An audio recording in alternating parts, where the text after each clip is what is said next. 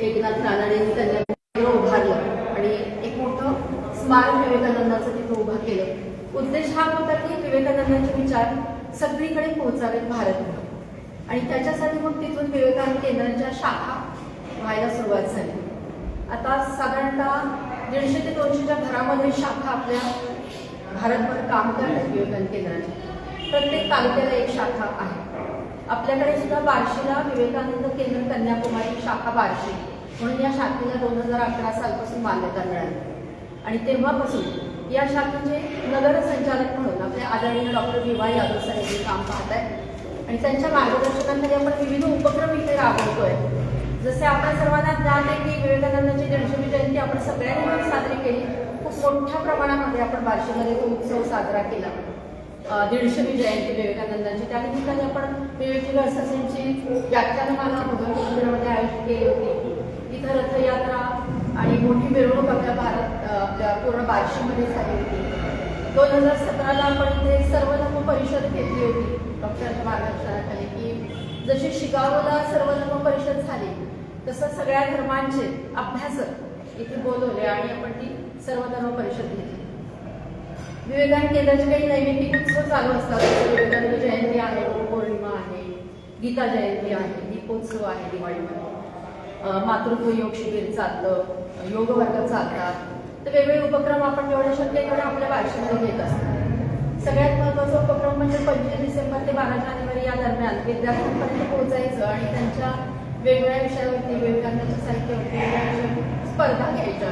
ते उपक्रम पण आपण राबवतो आणि कॉलेजच्या शाळांच्या विद्यार्थ्यांच्या आपण भारतीय संस्कृती परीक्षा म्हणून परीक्षा पण देतो। त्या परीक्षेच्या माध्यमामधून त्यांना काही पुस्तकं दिली जातात अभ्यास करायला आणि त्या पुस्तकावरती ती परीक्षा असते। त्याच्यामध्ये नंबर काढायचा हेतू नसतो पण विवेकानंदांचे विचार त्यांच्यापर्यंत पोहोचावे हा हेतू असतो। अशा पद्धतीने इथे केंद्राचं काम चालतंय बार्शीमध्ये सुद्धा। आपल्या सोलापूरला एक मोठ्या केंद्राचा प्रकल्प मध्ये उभारला याची पण आपल्या सर्वांना कल्पना असेल की विकेवयम नावाचा म्हणजे विवेकानंद केंद्र ट्रेनिंग एक्सलन्स इन्स्टिट्यूट असं त्याचं नाव आहे आणि असं ट्रेनिंग सेंटर भारतभरामध्ये प्रत्येक राज्यात एक उभारलं गेलं। आपल्याकडे सोलापूरला उभारले गेले। हे मोठं ट्रेनिंग सेंटर आहे की नैसर्गिक साधन संपत्तीचा वापर करून ते बांधलं गेलं बघण्यासाठी विशेष आहे। तिथे योग वर्ग चालतात, वेगवेगळे उपक्रम चालतात, मुलांना ट्रेनिंग दिलं जातं केंद्राचे कार्यकर्ते म्हणून। मातृत्व योग शिबिर तिथे चालू असतं, योग शिबिर संस्कार शिबिर चालू असतात आणि मुख्य म्हणजे तिथे विवेकानंदांच्या साहित्यावर प्रशिक्षण, विवेचन आणि संशोधन सुद्धा चालू असतं। खूप मोठ्या प्रमाणात कार्य आहे तिथलं। तर त्या प्रकल्प उभारण्याकरता जसं एकनाथ रानडेंनी कन्याकुमारीचा प्रकल्प उभा केला, घराघरातून 1 रुपया गोळा करून सगळ्या समाजाचा सहभाग त्या कन्याकुमारीच्या प्रकल्पामध्ये असावा, तसंच आवाहन भारतभरामध्ये या प्रकल्पासाठी केलं गेलं जे सोलापूर मजरेवाडी विकेवयम म्हणून झालं। आणि आपल्याही बार्शीच्या लोकांना आम्ही आवाहन केलं होतं की प्रत्येक चौरस फूट 2,500 रुपये असं त्याच्यासाठी आपण मदत करणार आहोत। आपल्या बार्शीच्या बऱ्याच तात्यांनी त्याला मदत केली। आपण 3 लाखापर्यंत रक्कम त्याने इथून जमा करून दिली त्याच्यासाठी आणि 2019 साली ते ट्रेनिंग सेंटर उभारलं पण भगतसिंग कोश्यारीच्या हस्ते त्यांचं त्या केंद्राचं उद्घाटन पण झालं आणि सगळ्या नात्यांना आपण तिथे एकदा घेऊन पण गेलो की तुम्ही कशासाठी निधी दिला, तिथे काय काम चालतं ते बघायसाठी आपली एक छोटीशी टिप्पण तिथे जाऊन लागली।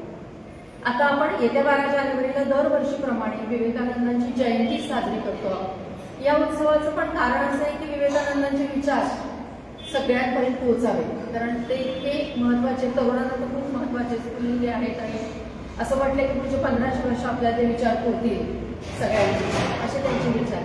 या विचाराचा प्रसार करण्यासाठी आपण जयंती उत्सव साजरा करत आहोत इथे यावर्षी सुद्धा। त्या संदर्भात आपल्याला आपल्या बार्शीचे केंद्राचे हे बोलतील। नमस्कार पत्रकार बंधू, काल पत्रकार दिनानिमित्त आम्ही अल्पशा नोटीसवर आपल्याला दिले असताना देखील बहुसंख्येने हजर राहिले त्याबद्दल विवेकानंद केंद्राच्या वतीनं मी आपल्या स्वागत करू इच्छितो। आताच विवेकानंद केंद्र आणि विवेकानंद केंद्राच्या बाबतीत त्यांच्या माध्यमातून होणारे जे प्रकल्प आहेत सविस्तर डोळस मॅडमनी आपल्याला सांगितलं.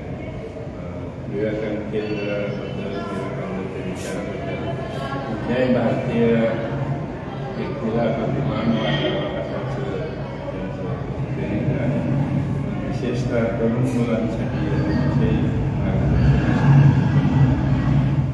आपण आता मॅडमने सांगितलं काही प्रकल्प घेतले.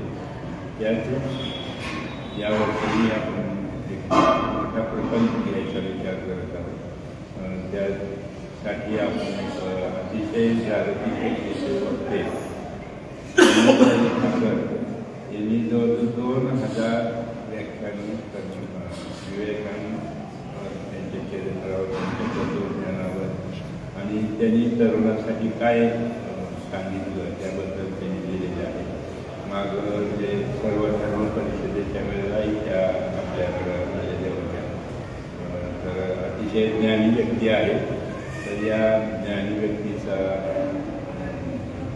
मार्गदर्शनाचा सर्व भाषेतील तरुणांनी लाभ घ्यावा अशी अपेक्षा व्यक्त करण्यासाठी आणि अशा अपेक्षेने आपण सर्वांना या ठिकाणी 2 कारणासाठी बोलवलं होतं. एक कालचा आपलं पत्रकार दिन, त्याबद्दल आपण बातमीमध्ये मोठं काम करतो त्याबद्दल आपला सत्कार, आणि दुसरी गोष्ट विवेकानंद केंद्राच्या भाषणाबद्दल, समाजाच्या व्याख्यानाबद्दल सर्वांच्यापर्यंत कसं पोचता येईल याचंही जरी आम्हाला मार्गदर्शन केलं तरी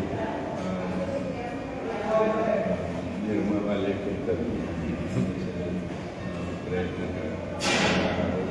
आणि आमच्याही प्रत्येक कॉलेजच्या विद्यार्थ्यापर्यंत शाळेमध्ये शिवाजी प्रचार केंद्रामध्ये आज त्या वेळेला 40,000 विद्यार्थी आहेत. या प्रत्येक विद्यार्थ्यापर्यंत विवेकानंदाचं तत्वज्ञान पोचण्यासाठी आम्ही संस्थेच्या माध्यमातूनही त्यासाठी प्रयत्न करणार आहोत. आपण आलात या दोघाला विशेषतः या उपक्रमामध्ये कुठं घ्यायचं असं जेव्हा चालला होतं त्यावेळेस भगवान मंदिराची ट्रस्टी आदरणीय शेठ, दादाभाऊ आणि इतर या सगळ्यांनी होकार दिला आणि आपण या मंदिराच्या माध्यमातून घेऊ. काय जे असेल ते आम्ही बघू असं आश्वासन दिलं. त्यामुळं कॉलेजच्या आवाजाला इकडं कॉलेजचे 40,000 विद्यार्थी आपण एकत्र घेऊ शकत नाही. म्हणून प्रत्येक वर्गात प्रत्येक शिक्षकांना फिलॉसॉफी, तत्त्वज्ञान आणि विद्यार्थ्यांनी काय करायचं याबद्दल सांगायला सांगितलेलं आहे.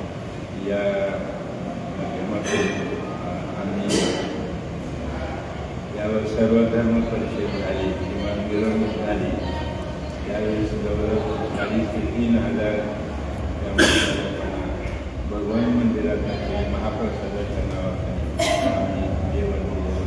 याही वेळेला काही आम्ही काय करता येते का नाही तर चर्चा झाली नाही. परंतु या ठिकाणी विवेकानंद केंद्र आणि भगवान हा उपक्रम राबवला. आपण याला जास्तीत जास्त प्रसिद्धी देऊन जास्तीत जास्त लोकांपर्यंत पोहोचण्यासाठी प्रयत्न करावा अशी अपेक्षा व्यक्त करतो. तुमच्या कार्याला शुभेच्छा देतो. साहेब, आता हे जे 12 तारखेला होणारं व्याख्यान आहे ते इथंच भगवान मंदिरामध्येच होणार आहे, पण त्याची वेळ किती असेल? हां, त्याची वेळ सायंकाळच्या वेळेस. हां, बॅनर वगैरे